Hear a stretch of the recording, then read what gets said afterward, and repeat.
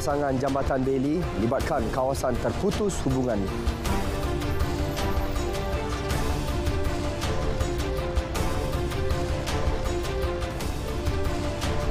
Perkampungan haram diserbu, 61 parti ditahan.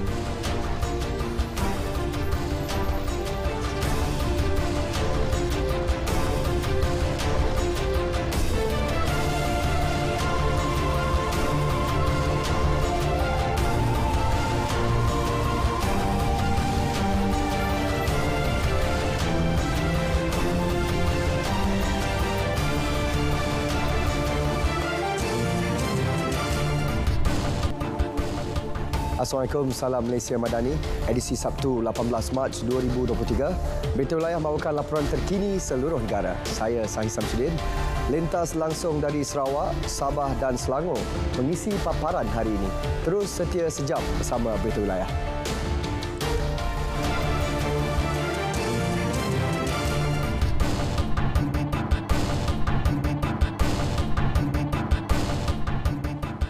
Perdana Menteri Datuk Seri Anwar Ibrahim yakin kerajaan perpaduan yang diterajuinya terus kukuh dan kekal bertahan dalam tempoh 5 tahun akan datang. Menerusi ucapan sulung sebagai Perdana Menteri pada Kongres Nasional Khas PKR 2023 di Shah Alam, Selangor, Datuk Seri Anwar yang juga Presiden Parti menegaskan keyakinan itu bersandarkan kepada sokongan kukuh parti-parti yang bersama membentuk kerajaan sejak 4 bulan lepas. Tanggungjawab kita bersama perkuatkan semangat perjuangan, gilap obor reformasi dan jentera parti harus bergerak supaya agenda madani ini dapat kita terjemahkan secara yang lebih serius dan lebih bermakna. Anggota PKR disaran terus memperkukuhkan parti bagi menghadapi cabaran yang lebih besar termasuk berkaitan menunaikan tanggungjawab kepada rakyat. Peringatan itu disuarakan Setiausaha Agong Datuk Seri Saifuddin Nasution Ismail. Marilah kita terus perkukuhkan parti keadilan. Kita garap dan himpun semua kekuatan dan kelebihan. Kita bulatkan tekad perjuangan. Kita terus melangkah sederap dengan suatu ketumbukan yang padu untuk mara ke hadapan sebagai ejen perubahan yang menyumbang kepada sebuah Malaysia madani yang kita impikan. Datuk Seri Saifuddin yang juga Menteri Dalam Negeri turut mengakui ujian serta cabaran parti tidak akan pernah berakhir. Namun dengan segala yang telah lalui, PKR pastinya memiliki kematangan dalam meniti ranjau perjuangan. Sebahagian peruntukan tambahan RM150 juta yang diumum semalam diputuskan bakal diguna bagi pemasangan jambatan Bailey di kawasan terkesan banjir di Johor. Timbalan Perdana Menteri Datuk Seri Dr. Ahmad Zahid Hamidi menyatakan pemasangan itu melibatkan kawasan terputus hubungan termasuk di Sekijang yang memerlukan kerja pembaikan jalan di kawasan tersebut. Pemasangan pam-pam penyedut air untuk disedut ke sungai-sungai supaya dapat air itu dikeluarkan ke laut sedang dijalankan. Terdapat penambahan pam-pam berkuasa tinggi untuk kawasan-kawasan rendah untuk mengepam keluar banjir itu ke saliran yang lebih besar dan usaha untuk pengagihan wang ihsan yang diberikan telah dilaksanakan sepenuhnya walaupun mungkin ada terdapat 2-3 kes terpencil ini akan diselesaikan. Sementara itu, beliau turut menyatakan kerja-kerja pasca banjir di kira-kira 15 buah sekolah yang terjejas di Johor sedang dilaksana. Keperluan itu bagi memastikan pelajar dapat kembali memasuki sesi persekolahan bagi kalender akademik 2023-2024 yang dijadual esok. 1,000 keluarga terkesan banjir daripada golongan miskin Tegar dan B40 di Johor serta sebahagian Pahang bakal menerima baucer bernilai RM300. Inisiatif Payung Rahmah itu khusus untuk membeli peralatan elektrik. Menteri Perdagangan Dalam Negeri dan Kos Sara Hidup Datuk Seri Salahuddin Ayub memaklumkan baucer membantu golongan terkesan khususnya di Batu Pahat dan Segamat membeli peralatan elektrik bagi menggantikan peralatan yang musnah akibat bencana. dan kita akan bantu mereka dengan voucher. Satu voucher itu bernilai RM300 untuk mereka membeli barang-barang asas keperluan seperti mesin basuh ataupun peti sejuk ataupun peralatan elektrik yang musnah akibat banjir. Dan kita pun telah berkolaborasi dengan syarikat pengeluar elektrik ini. Mereka juga akan mengemukakan harga tawaran yang ada diskaun. Akan kita bincang. Jadi syarikat ini mungkin menjual dengan harga diskaun. Jadi KPDN melalui SSM kita top up lagi RM300 voucher untuk mereka membeli peralatan baru yang musnah. Semua data mengenai agihan inisiatif ini bakal dilakukan pegawai kementerian bermula hari ini. Ia bagi memastikan kumpulan yang menerimanya adalah golongan miskin tegar dan B40 yang terkesan akibat banjir. 12 lagi pam air sedia digunakan bagi menyedut air dari kawasan banjir bergenang sekitar Batu Pahat, Johor. Masalah berkenaan dijangka selesai sebelum Ramadan ini. Menteri Besar Dato' On Hafiz Ghazi menyatakan ketika ini 61 pam beroperasi 24 jam bagi mempercepat proses menurunkan paras air di Seri Medan, Parit Jelutong dan Parit Raja. Alternatif lain yang dilaksana termasuk mendalamkan sungai-sungai di daerah berkenaan.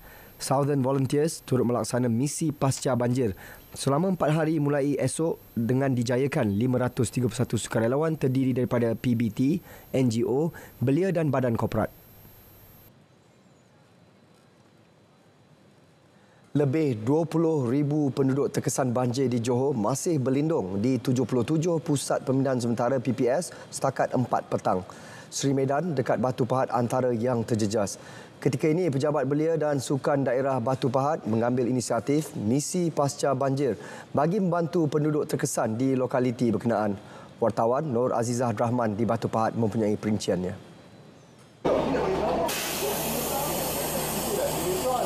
Baik, terima kasih penyampai di studio. Saya kini berada di Batu Pahat untuk tinjauan banjir di daerah ini. Dan seketika tadi sebelum saya sampai ke lokasi ini, kita telah pun meninjau di Yompeng dan juga di Parit Lapis. Jadi keadaan di sana beberapa rumah penduduk masih lagi digenangi air, tetapi ada juga penduduk yang telah pun kembali ke rumah masing-masing bagi melakukan pembersihan di halaman dan juga di kawasan rumah masing-masing.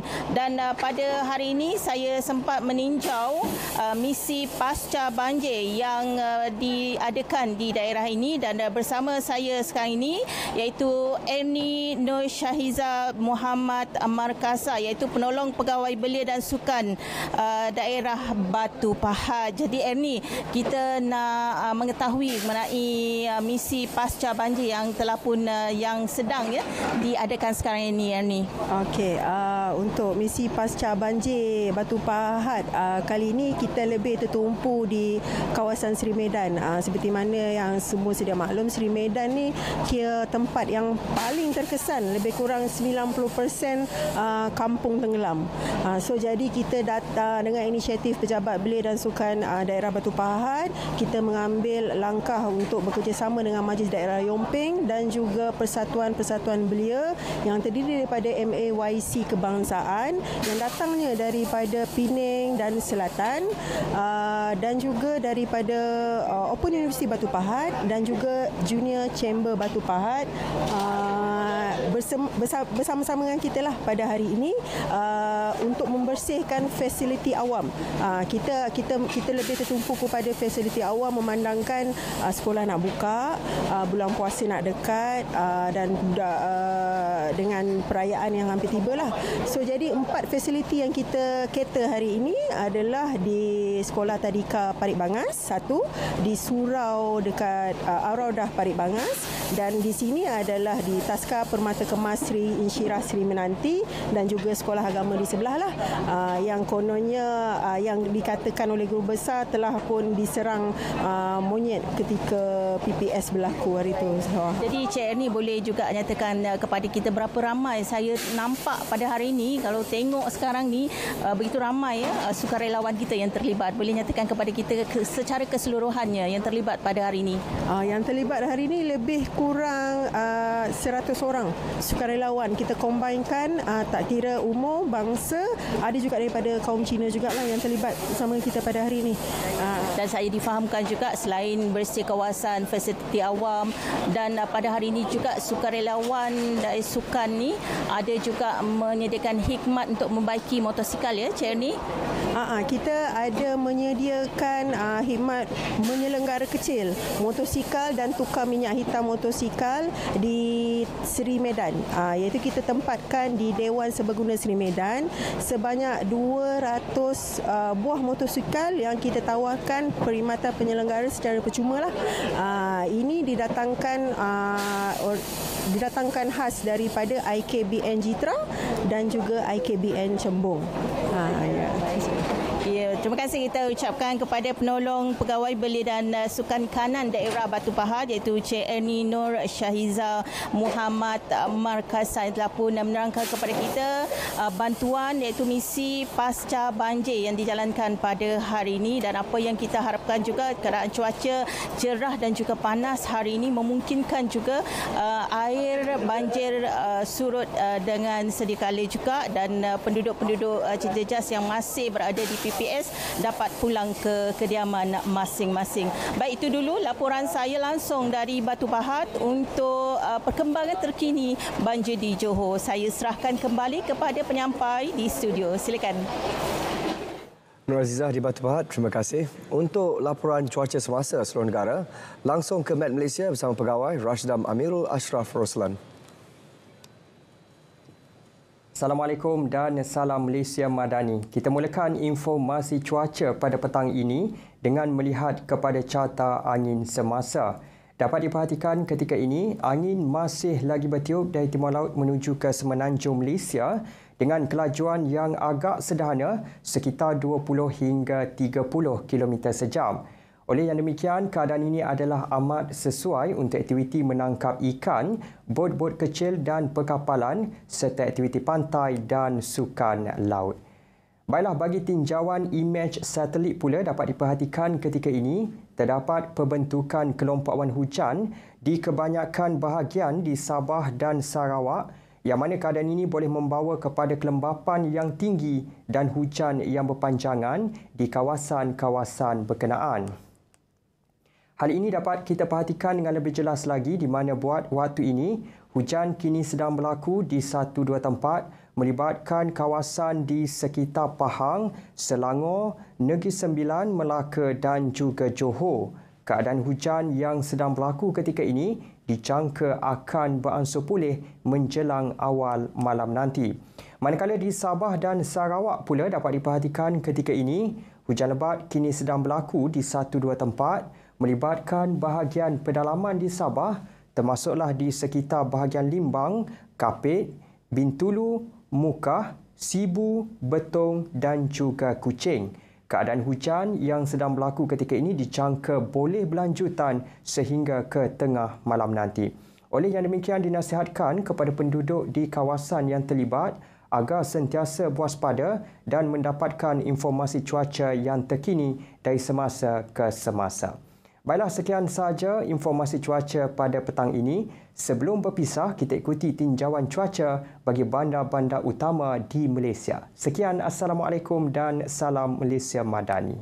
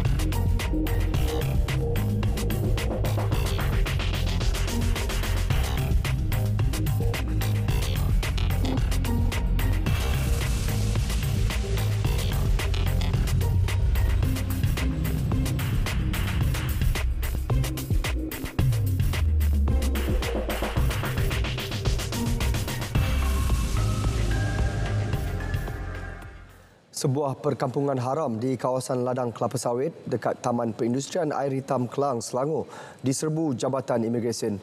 61 pendatang asing tanpa izin parti ditahan. Ketua Pengarahnya Datuk Seri Khairul Zami Daud mengesahkan penahanan kesemua parti warga Indonesia termasuk 18 kanak-kanak dan bayi berusia 6 bulan.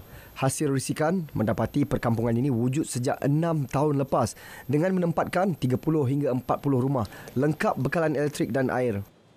Hasil daripada operasi pada malam ini, laporan-laporan akan diserahkan kepada pihak berkuasa tempatan untuk mereka datang dan merobohkan penempatan ini seperti mana operasi-operasi yang dijalankan sebelum ini di Nilai, di kawasan Cyberjaya, dan kita sememangnya tidak boleh membenarkan untuk mereka terus mendirikan rumah dan membesarkan kediaman mereka di penempatan-penempatan haram ini kerana ia menjadi ancaman kepada kesihatan penduduk-penduduk tempatan di kawasan sekitar.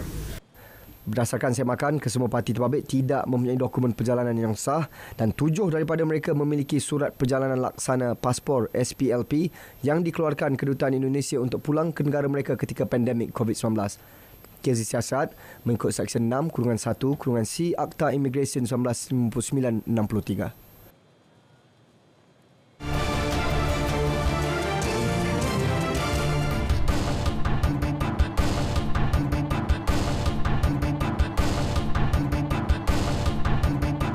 Kita ke Bumi Kenyalang dengan fokus. Kajian ke arah mencapai status negeri menua akan dilaksana di negeri itu. Terus saja langsung bersama Bu Mawin. Baik, terima kasih Sahi. Sarawak bakal melaksanakan satu kajian berkenaan persiapan mencapai status negeri menua atau Ageing Society menjelang tahun 2028 dengan populasi 15% merupakan golongan penduduk berumur 60 tahun ke atas. Premier Datuk Patinggi Tan Sri Abang Johari Tun Openg berkata Sarawak bersetuju kajian itu dibuat meliputi pelbagai aspek kehidupan masyarakat hari ini. Jelasnya, persediaan awal perlu dilakukan memandangkan Sarawak bakal memasuki fasa negeri menua itu dalam tempoh 5 tahun akan datang. Beliau turut mencadangkan pihak Kementerian Pembangunan Wanita, Kanak-kanak dan Kesejahteraan Komuniti untuk mengadakan perbincangan bersama unit perancangan ekonomi bagi mewujudkan idea baru seperti penyediaan dana atau skim insurans kepada golongan terbabit. Kita hendaklah memberikan support system to the aged society. Ada pula boleh bekerja dari sudut memberi pandangan. So these are the areas we have to look into, dan saya tadi respon, saya juga sokong dan kementerian dan pihak EPU will do the study for the future. Dia punya senario berlainan sudah. So bermaknanya you have to look from all aspect. In terms of employment, in terms of pension fund, in terms of the ability for them to sustain themselves. Keempatnya, kalau dia tua, some are on their own, the supporting system, healthcare, hendaklah kita beri kepada mereka. Premier berkata demikian kepada pemberita selepas merasmikan sambutan Hari Wanita Sarawak 2023 di Kuching. Terdahulu berucap, Datuk Patinggi Tan Sri Abang Johari turut memaklumkan bahawa beliau baru-baru ini turut berbincang bersama Naib Chancellor Universiti Malaysia Sarawak UNIMAS, Profesor Datuk Dr. Muhammad Kadim Suaidi berkenaan mewujudkan satu pengkhususan baru untuk melatih guru-guru mengajar kanak-kanak bermula dengan pendidikan awal kanak-kanak, golongan kanak-kanak berkeperluan khas meliputi psikologi, akademik dan bakat. Jelasnya kajian berkaitan perkara itu sedang dilaksanakan oleh pihak UNIMAS dan hasil akan diumumkan kelak. Pada majlis sama, Premier turut menyampaikan anugerah Premier Sarawak 2023 kepada 5 orang penerima. Baik, ini perkembangan banjir. Seramai 160 penduduk terjejas melibatkan 41 ketua isi rumah KIR di daerah Kuching dipindahkan ke dua buah pusat pemindahan sementara PPS selepas kediaman mereka dilanda banjir ekoran hujan lebat sejak tengah malam tadi. Menurut Sekretariat Jawatankuasa Pengurusan Bencana Negeri, dua PPS terlibat ialah PPS Dewan Sinar Budi Baru dan PPS di Dewan Setapuk Batu Kawah yang diaktifkan pukul 3 petang tadi.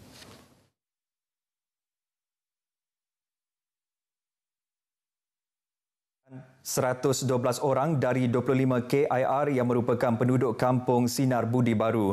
Manakala di Dewan Setapuk Batu Kawah, seramai 48 orang dari 16 KIR berlindung di PPS berkenaan. Hujan lebat sejak tengah malam tadi turut menyebabkan beberapa kawasan di sekitar Kuching dilanda banjir kilat pagi tadi. Baik, Expo Taman Antarabangsa Borneo Big X 2023 dijangka mewujudkan kesan ekonomi secara langsung dan tidak langsung dengan 4.4 juta ringgit sepanjang 3 hari penganjurannya. Menteri Pelancongan Industri Kreatif dan Seni Persembahan Datuk Seri Abdul Karim Rahman Hamzah berkata, Big X juga dijangka menarik kehadiran sekitar 20,000 pengunjung. Selain manfaat ekonomi, Datuk Seri Abdul Karim menambah expo berkenaan dijangka menawarkan produk pelancongan unik bagi Sarawak untuk tempoh 5 tahun akan datang seperti Festival Muzik Hutan Hujan Sedunia yang memberi manfaat daripada segi ekonomi daripada kehadiran pengunjung berulang. Big X juga katanya akan mewujudkan peluang pekerjaan dan tenaga kerja pakar bagi segmen pelancongan yang selari dengan strategi pembangunan pasca COVID 2030 Sarawak yang menumpukan sektor ekonomi termasuk pelancongan, pertanian dan perhutanan. Expo tersebut juga akan merapatkan jurang antara penggiat industri hortikultur dan negara membangun untuk meningkatkan hasil dan taraf kehidupan. Menteri itu bercakap pada perasmian Big X 2023 di Kuching yang disempurnakan oleh Premier Datuk Patinggi Tan Sri Abang Johariddin Openg. Syarikat penerbangan disaran untuk menawarkan lebih banyak kekerapan penerbangan dua hala di Sarawak serta harga tambang yang berpatutan semasa cuti sekolah dan musim perayaan yang bakal tiba. Menteri Pengangkutan Datuk Seri Lee Kim Shin memberitahu kementeriannya akan mengadakan pertemuan dengan semua syarikat penerbangan bagi membincangkan perkara tersebut dalam masa terdekat. Datuk Seri Lee menjelaskan pendekatan tersebut untuk membantu rakyat dan memastikan kekerapan penerbangan domestik ke Sarawak dapat dilakukan secara konsisten. Menerusi kenyataan media, beliau telah berhubung dengan Pengerusi Suruhanjaya Penerbangan Malaysia MEFCOM berkaitan perkara tersebut berikutan aduan yang dilaporkan dalam akhbar tempatan baru-baru ini tentang tambang penerbangan yang tinggi dari Miri ke Kuching. Menurut MEFCOM, syarikat penerbangan itu tidak menggunakan mekanisme harga dinamik dan harga ditetapkan pada siling tertentu. Baik, projek bina semula Taman Selera Muhibah Sibu yang bernilai lebih 3 juta ringgit kini siap sepenuhnya. Timbalan Menteri Kesihatan Awam, Perumahan dan Kerajaan Tempatan, Michael Tiang Minti berkata ia bakal menjadi salah satu daya tarikan di Bandar Sibu selain Majlis Perbandaran Sibu MPS yang telah memperkenalkan konsep layan diri untuk membuat pesanan. Now I know we now SMG implemented a new system. It's a self-ordering. You have to queue out at the storefront. You have to, after eating, you have to put the tray, your plate, utensil back to the returning station. This is something new, but it is a good practice that we all need to get used to. So that when we continue to practice this new system, we make this place better. So we want to earn this reputation with a new system, with our new habit, so that this place will be better. Beliau berucap di Sibu semasa merasmikan Taman Selera Muhibah yang akan dilengkapi kemudahan Wi-Fi percuma pada April depan. Pada majlis sama, Michael turut mengumumkan peruntukan RM50,000 untuk pemasangan kamera litar tertutup di kawasan berkenaan. Baik, perkongsian itu tadi mengakhiri berita dari Sarawak. Salam Malaysia Madani. Kita kembali bersama Sahi di Angkasa Puri. Sahi, silakan. Baik, terima kasih Buma untuk perkembangan dari Sarawak.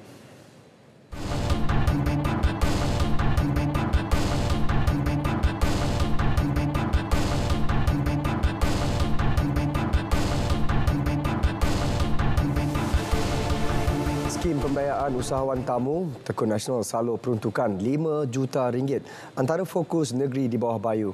Perinciannya langsung sama Anisia Daules di Kota Kinabalu. Silakan, Ann. Ya, sahih.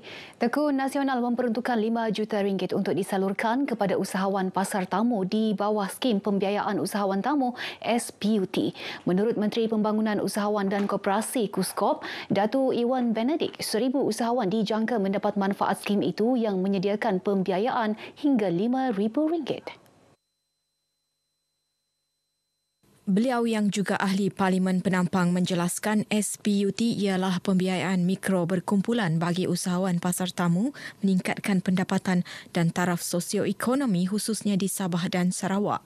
Pembiayaan ini juga terbuka kepada usahawan informal iaitu peniaga kecil-kecilan yang tidak berdaftar dengan Suruhanjaya Syarikat Malaysia SSM dengan mengisi borang pengesahan perniagaan tanpa mengemukakan borang pendaftaran perniagaan SSM. Dan kita akan melibat gandakan lagi usaha kita, turun ke lapangan, ke daerah-daerah untuk berkongsi maklumat ini. Selain daripada pendekatan sedia ada kita berkongsi maklumat melalui media massa, melalui laman-laman web kita, portal dan juga aplikasi. Beliau berkata demikian ketika ditemui media dalam majlis pelancaran SPUT di Kota Belud. Seramai 25 usahawan SPUT di Kota Belud menerima cek pembiayaan dengan jumlah keseluruhan bernilai RM109,000 dalam majlis ini. Tekun sentiasa memikirkan untuk produk-produk pembiayaan yang terkini sesuai dengan keperluan usahawan di luar sana. Sebagai contoh, pada tahun ini kita memperkenalkan skim pembiayaan online. Kita bagi pembiayaan sebanyak 50 juta peruntukan kita sediakan. Selain daripada tamu tadilah, memang untuk masyarakat setempat. Sebelum ni usaha saya sangat terhad sebab saya guna duit sendiri. Duit sendiri tiada bantuan. Jadi dengan skim yang macam ini dapat membantu saya lah. Sangat-sangat membantu saya. Setakat ini seramai 57 usahawan telah mendapat pembiayaan SPUT dengan 41 daripadanya adalah dari negeri Sabah. Pemasangan sistem solar di 3 kampung iaitu Kampung Semayan, Kampung Rahmat dan Kampung Dogotan di Pulau Banggi, Kudat bakal memberi manfaat kepada 140 rumah terpilih di kampung berkenaan. Inisiatif merupakan program tanggungjawab sosial Petronas dengan kerjasama Kementerian Pembangunan Luar Bandar sebagai pemudah cara. Pemasangan ini akan memberi sinar baharu kepada penduduk terlibat yang selama ini hanya bergantung dengan penjana kuasa elektrik bagi yang berkemampuan. Ini adalah satu CSR yang cukup baik dan saya mengharapkan bukan hanya setakat ini saja, tapi kita harapkan bahawa ia akan dapat diteruskan dari masa ke masa. Karena Pulau Banggi adalah satu pulau yang perlu diambil perhatian. Beliau berkata demikian kepada media selepas merasmikan program impak sosial Petronas memacu kehidupan di Kampung Dogoton Pulau Banggi. Sementara itu, Ketua Petronas Sabah dan Labuan Siti Ayuhanizah Abdul Wahab berkata fasa pertama pemasangan telah berjaya dilaksanakan pada 13 hingga 15 Februari lalu melibatkan pemasangan sistem solar di 3 surau. Fasa kedua melibatkan pemasangan sistem solar di setiap rumah terpilih akan dilaksanakan pertengahan Mei ini. Program Petronas bersama penduduk kampung di Kampung Dogotan hari ini, Pulau Banggi, Kudat, merupakan salah satu program impak sosial kami di bawah teras Petronas Uplifting Lives, memacu kehidupan. So ini salah satu contoh yang kami buat hari ini, install solar system. Jadi syukurlah sebab dulu sebelum ada solar ni kita guna generator saja. Dalam satu malam tu kita guna 2 botol. Satu botol tu RM7. Jadi satu malam kita guna RM14. Itu satu buah rumah. Ada yang bilang ada peruntukan solar. Jadi saya rasa pun saya alhamdulillah lah. Saya bersyukur. Jadi tiba-tiba last minute mesyuarat EDO di Kerakit, ada bilang di Dogoton itu Surau Batu kena pasang solar. Program impak sosial ini dijadual akan siap sepenuhnya hujung tahun ini. Seorang lagi suspek kes pecah masuk sebuah kedai pameran kereta di Jalan Lintas Kebayan Kota Kinabalu kini dalam buruan polis. Suspek Adzirul Syamil Kamarudin alias Joy, 37 tahun, merupakan salah seorang daripada 3 suspek kes tersebut. 2 suspek telah ditahan 15 Mac lalu dan direman hingga 20 Mac ini. Ketua Polis Daerah Kota Kinabalu, ACP Muhammad Zaidi Abdullah dalam sidang media di Kota Kinabalu berkata, dalam kejadian pada pukul 4.20 pagi 8 Mac lalu, 2 suspek telah memecahkan cermin kedai dan melarikan 2 kereta pacuan 4 roda. Salah sebuah kenderaan dijual pada harga serendah RM10,000, sementara sebuah lagi disembunyikan di sekitar kawasan Menggatal.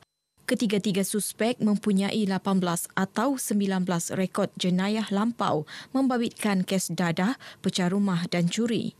Penangkapan kedua-dua suspek masing-masing berumur 39 dan 36 tahun itu berjaya menyelesaikan 7 kes yang lain. Kedua-dua suspek juga positif dadah jenis metapetamin. So, kita telah menubuhkan satu task force khas untuk menyelesaikan kes ini dengan tempoh yang segera. So, hasil daripada risikan dan maklumat yang kita terima, kita telah menangkap 2 suspek utama kes ini. Kedua-duanya baru balik daripada Semenanjung.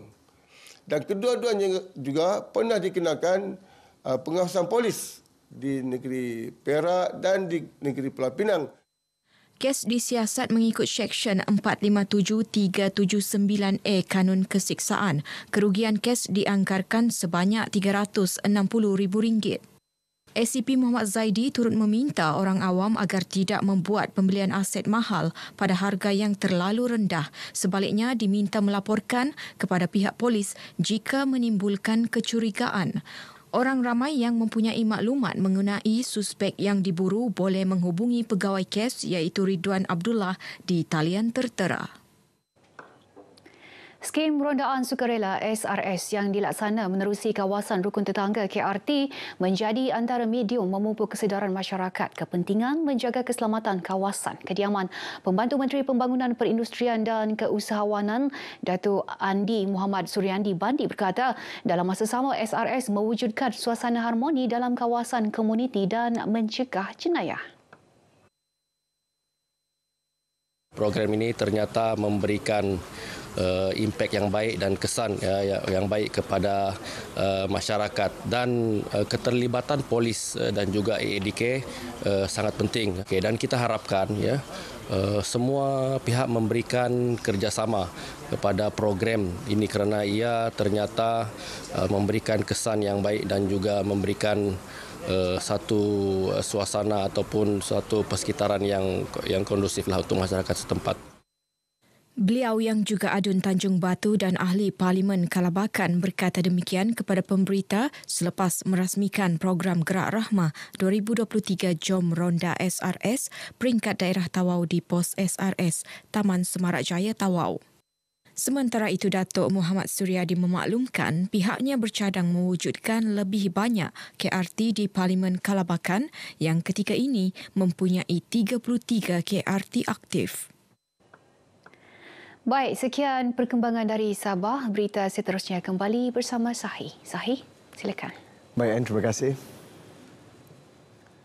Sebuah bot kargo membawa 7 penumpang disita Agensi Penguatkuasaan Maritim Malaysia APMM pada kedudukan 0.4 batu nautika dari Pulau Papan, Labuan semalam. Pengarah APMM Labuan, Kapten Nudin Jusoh mengesahkan bot yang tidak berlesen itu ditahan bot peronda semasa Ops Sejahtera dan Ops Khas Kuda Laut.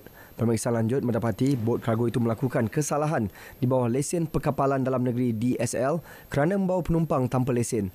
Ketika pemeriksaan dilakukan, penumpang terdiri daripada 6 rakyat Malaysia dan seorang warga Filipina berusia antara 29 hingga 45 tahun.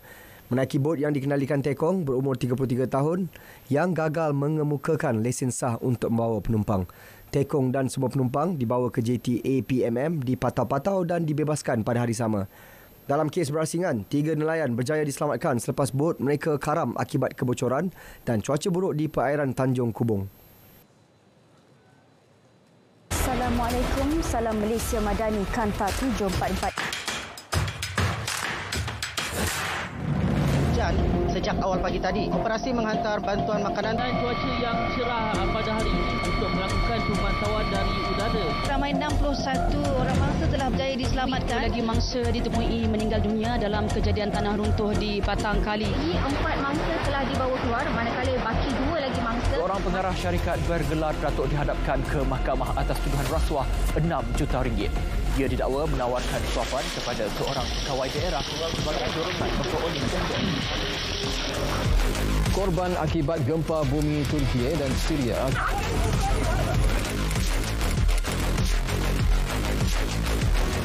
Ekonomi negara dijangka berkembang pada kadar lebih sederhana tahun ini.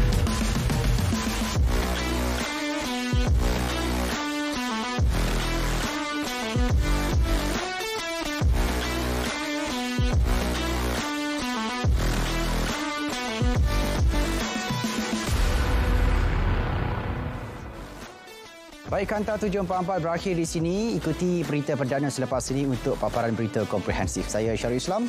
Salam Malaysia Madani.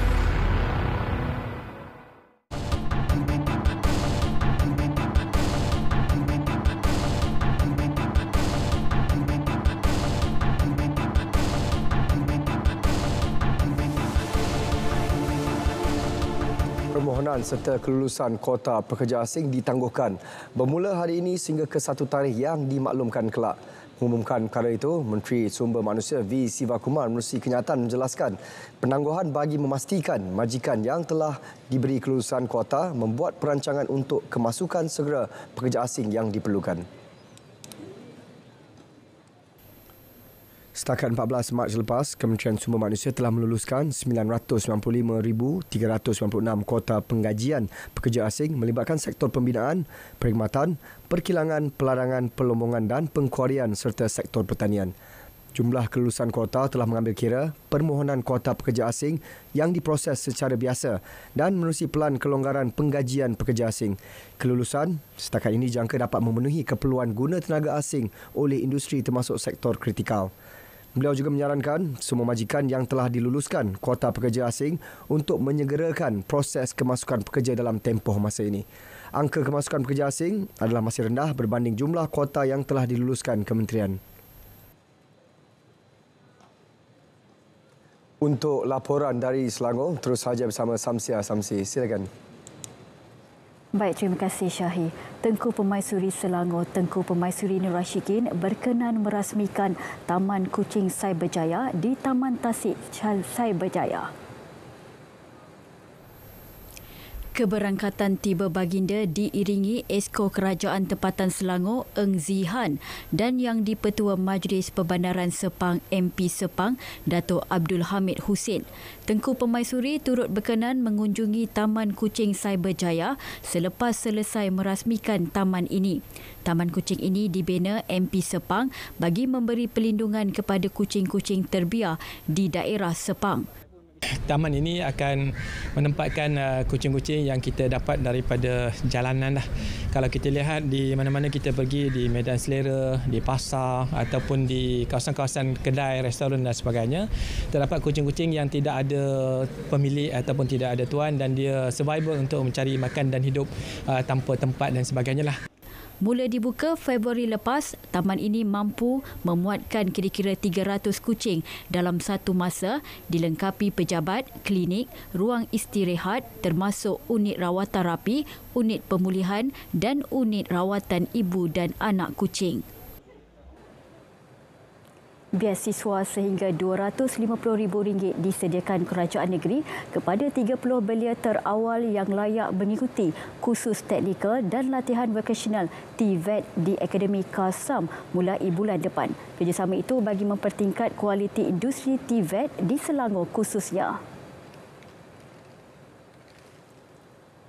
Biasiswa TVET Selangor untuk pelajar KASAM Akademi 2023 adalah selaras dengan matlamat kerajaan untuk mewujudkan kerjasama erat antara pihak awam dan swasta bagi memperkukuhkan melibatkan industri TV negara.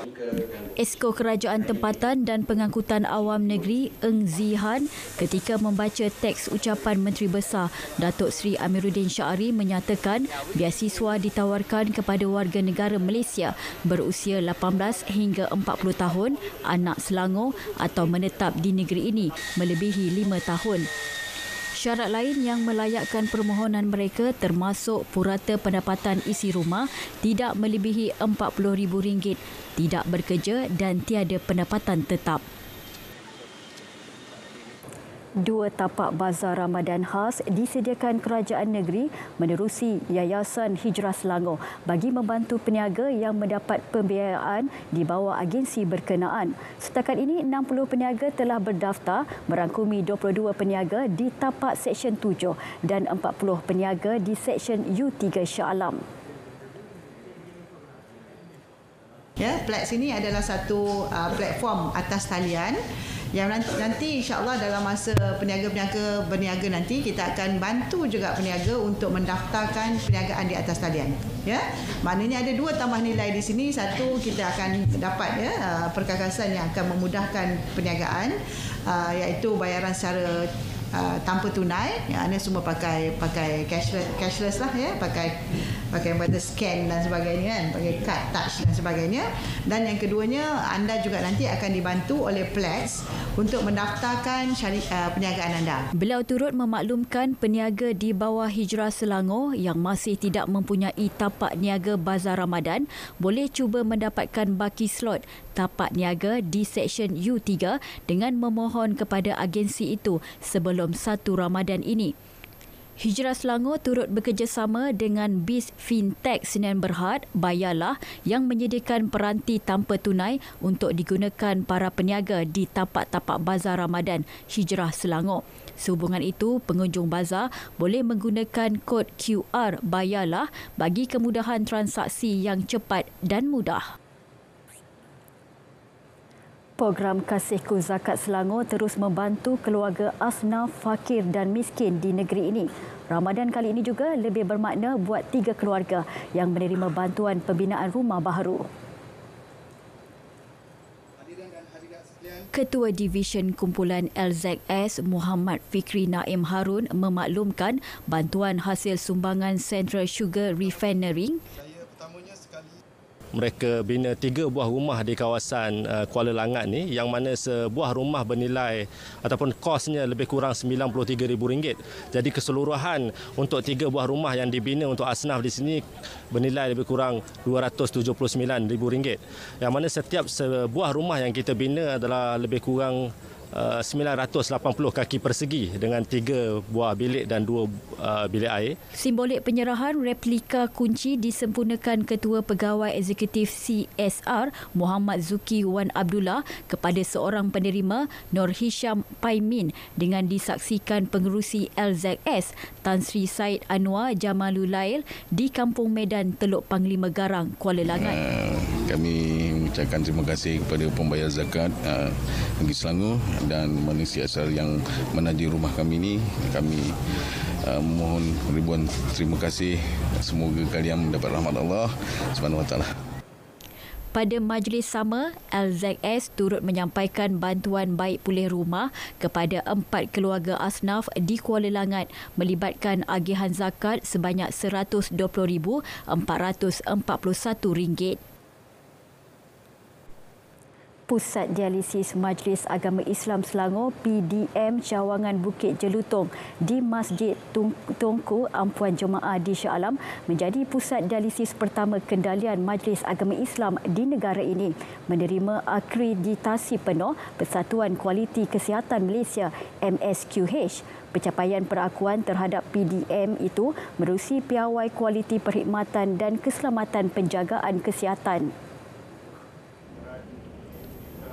Pengerusi Yayasan Islam Darul Ihsan YIDE Tan Sri Mazlan Mansor memberitahu pusat ini telah beroperasi sejak 7 tahun lepas, membantu orang ramai mendapatkan rawatan sewajarnya. Pembelajaran juga, Ini ialah ialah di mana-mana saja pun bila kita ada sijil tu, ialah kita melihat bahawa kualiti dan juga pengoperasian tu yang lebih cantik, manis dan sebagainya, supaya ada keyakinan daripada masyarakat untuk ke tempat-tempat ini.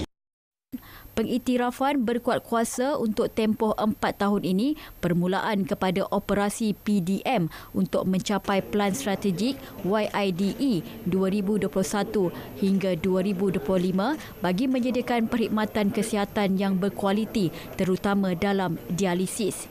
Ketika ini terdapat 6 PDM di bawah siliaan YIDE. PDM ini merupakan yang kelima menerima pengiktirafan ini daripada 175 pusat dialisis di Selangor. Beralih ke perkembangan sukan, Ketua Jurulatih Selangor Tan Cheng Ho menyifatkan kekalahan kepada Johor Darul Takzim JDT malam tadi sebagai pengajaran buat pasukan. Jelas beliau skuadnya memiliki peluang untuk meledak gol, namun JDT lebih bijak memanfaat peluang dimiliki. Disebabkan kita agak kehilangan shape pasukan dan di situlah transition kita apabila kita menyerang kita dibolisi gol disebabkan transition yang cepat. Ya, kita tahu kualiti bahagian serangan JDT cukup baik, itulah mereka menggunakan peluang tersebut untuk menyerang gol dan of course pemain-pemain perlu belajar sesuatu apabila hilang bola, reaksi itu perlu dengan segera. Sementara itu, Ketua Jurulatih JDT Esteban Solari memuji anak buahnya yang berjaya menampilkan karakter sebenar dalam pertemuan ini. Today was a very important game for us. We know we play against a direct rival for the title. We respect them. We knew they have good players, good coach. We played at home. It was a difficult game for us. So I'm very happy with my players because today they show character. And I like team character because we have the quality, we have the intensity, and sometimes you need to show character. Pertembungan malam tadi menyaksikan Kuan Muniz membuka pesta gol JDT menerusi jaringan pada minit ke-55. JDT terus garang menambah 3 lagi gol selepas itu, 1 gol menerusi Diogo dan 2 gol hasil ledakan Fernando Forestieri. Setakat ini saja perkembangan dari Selangor. Kembali semula bersama Syahir untuk laporan lain berita wilayah. Salam Malaysia Madani. Terima kasih Samsia dengan laporan semasa dari Selangor. Masih dengan perkembangan sukan, kualiti padang stadium seluruh negara harus dipertingkat demi mutu Liga Bola Sepak Malaysia. Tunku Mahkota Johor, Tunku Ismail Sultan Ibrahim berkata, setiap pasukan seharusnya tidak berdepan kekangan termasuk dari segi kewangan untuk berbuat demikian. Baginda memberi contoh rumput jenis Zion Zosia yang lebih berkualiti dan tidak menelan kos perbelanjaan tinggi. Jadi saya berharap memang apa yang YB Hanayo buat dengan KBS memberi satu inisiatif untuk offer padang-padang untuk improvekan padang-padang di setiap stadium dalam negara adalah salah satu offer yang sangat baik. Dan saya berharap akan disambut juga oleh klub-klub yang ada di dalam negara kerana benda itu dengan cara tak langsung akan memberikan improvement kepada setiap pasukan dan the domino effect will be the national team. Baginda ditemui media pada majlis perasmian projek penggantian rumput di Stadium Nasional Bukit Jalil yang turut dihadiri Menteri Belia dan Sukan Han Hayo. Proses penukaran rumput stadium berkenaan daripada jenis Cowgrass kepada Zion Zosia dijangka siap sepenuhnya pada Oktober. Program Nasional FM ambil tahu ambang Ramadan dan ziarah tautan Kasih Fama berjaya mengutip sumbangan RM3,500 untuk disalurkan kepada rumah jagaan orang tua di Puchong, Selangor. Program hasil kerjasama stesen radio RTM, Nasional FM bersama Lembaga Pemasaran Pertanian Persekutuan Fama Negeri Selangor. Sumbangan bagi mantu golongan memerlukan terutama menjelang Ramadan. adalah saya ingat kali ketiga. Dan saya berharap program-program seumpama ini boleh diteruskan pada masa akan datang. Ini bukan sahaja memberi kesedaran kepada masyarakat, tetapi kita perlu menjiwai semangat untuk membantu orang-orang yang susah, insya-Allah. Sumbangan kita ambil daripada usahawan-usahawan pasar tani seluruh negeri Selangor dan kita kumpulkan, dan dalam masa yang sama juga inilah hasil duit juga yang kita letakkan tabung dan juga daripada usahawan sendiri yang ikhlas untuk diberikan kepada semua golongan yang susah, terutama sekali kita buka untuk anak-anak yatim, untuk orang-orang tua yang memerlukanlah sebelum bulan Ramadan ini. Dan untuk tahun ini merupakan siri yang kedua, di mana untuk tahun ini kita telah pun laksanakan Nasional FM Ambil Tahu bersama-sama dengan Ofama. Ini untuk siri yang kedua untuk tahun 2023 ini. Kali ini kita menyantuni Rumah Jagaan dan Rawatan Orang Tua Al-Ikhlas Pulau Meranti. Sebelum ini kami telah pun menyantuni anak yatim, gelandangan dan juga banyak lagi sebenarnya, dan kali ini untuk siri yang kedua ini kami menyantuni warga emas di Pulau Meranti ini.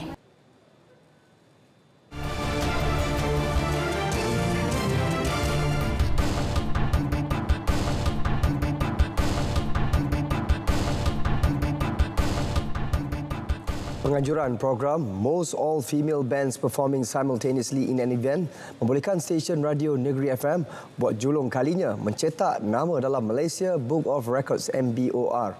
Misi dijayakan dengan persembahan 3 lagu secara serentak oleh 20 kumpulan pemuzik wanita. Perinciannya bersama Nur Zuhairah Muhammad Zamri di lokasi. Silakan.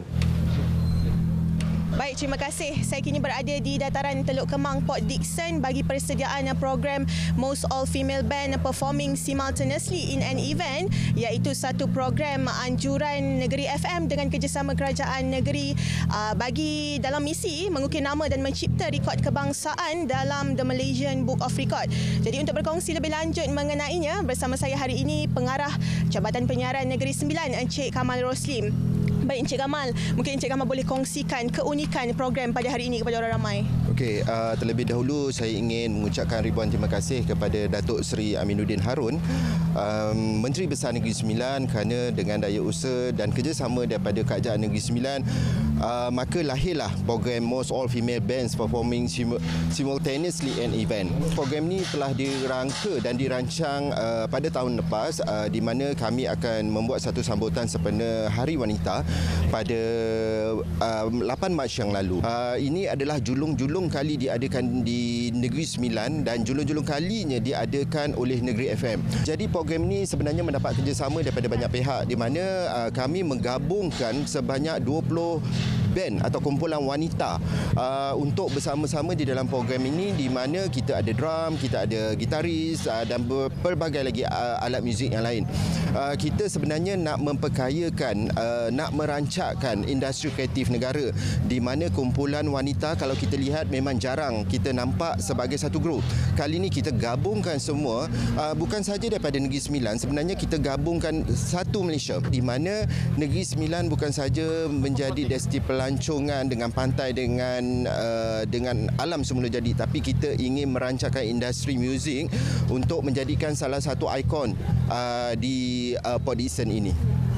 Baik, Encik Kamal, mungkin signifikan penganjuran ini untuk Negeri FM sendiri, signifikannya bagaimana?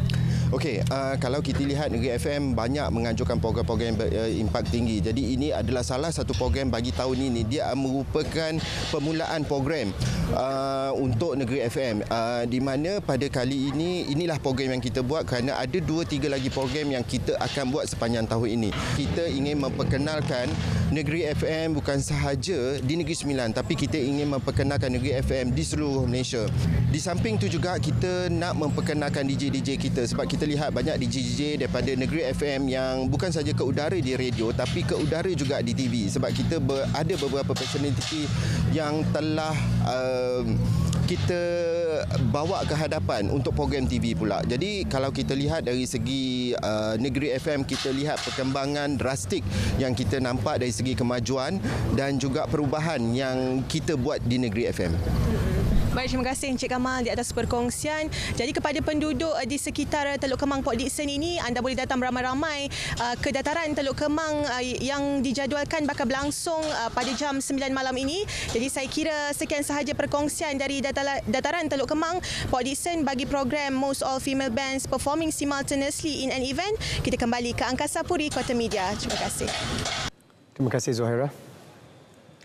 Sentuhan kreatif 6 pelukis tempatan dengan lebih 30 corak lukisan mural menjadikan lorong seni Seremban antara lokasi pelancongan di Negeri Sembilan. Melalui laluan sepanjang 500 meter, pengunjung disajikan lukisan mural berkonsepkan pelbagai genre, grafiti serta poster. Laporan disediakan Nur Zuhairah Muhammad Zamri.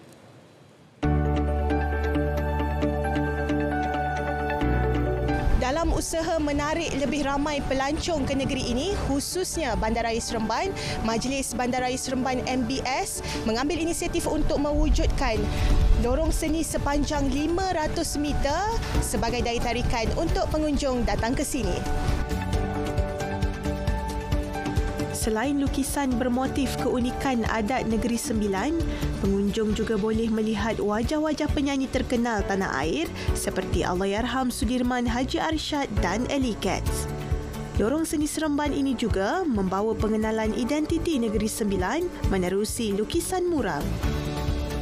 Setiausaha Majlis Bandaraya Seremban MBS, Mas Mediawan Yahya, menjelaskan perkataan MBS yang digunakan sebagai akronim Majlis Bandaraya Seremban diolah kepada makanan, budaya dan sejarah yang diaplikasikan di lorong ini. Apa yang kita dapat lihat pada hari ini yang ada di lorong seni ini bermula daripada Jalan Syekh Ahmad sampailah jalan ke Jalan Datuk Abdul Rahman di Bandaraya Seremban ini adalah satu gambaran apa yang ada di Seremban ini yang kita nak tunjukkan. Seremban ini adalah satu bandar yang boleh dikunjungi kerana kita memiliki makanan yang sedap, kita ada budaya yang patut dipelajari dan kita ada sejarah yang sangat menarik. Itulah yang kita nak tunjuk. Dan bagi menggalakkan aktiviti di lorong seni ini, MBS juga sedia bekerjasama dengan pelbagai agensi, terutamanya Jabatan Kebudayaan dan Kesenian Negeri. Ini pula reaksi pengunjung yang nyata teruja dengan keunikan lorong seni. Bagus tempat ni dan cantik, apa yang contoh corak-corak yang semua tu banyak cantik. So kita pun puas dengan tengok cantik-cantik semua ni dan kita pun suka ambil gambar dekat sini. Sebelum ni memang tak ada tarikan apa-apa. So orang datang just jalan je. Sekarang dia orang datang stop kejap, tengok dia orang ambil gambar, lepas tu warna-warni. Kalau malam dia ada lampu-lampu semua lagi, memang cantik. Rasanya benda ni bagus kot untuk tarikkan pelancong ke, untuk orang ambil gambar ke. Biasa ada perasan juga macam budak-budak datang ambil gambar, mungkin buat video TikTok ke apa kat sini, Instagram, macam tu lah. Laporan Nur Zuhairah Muhammad Zamri, RTM. Laporan itu mengakhiri berita wilayah. Dapatkan perkembangan sahih sepanjang masa melalui portal berita.rtm.gov.my. Yang sahih di RTM, salam Malaysia Madani dan selamat berhujung minggu.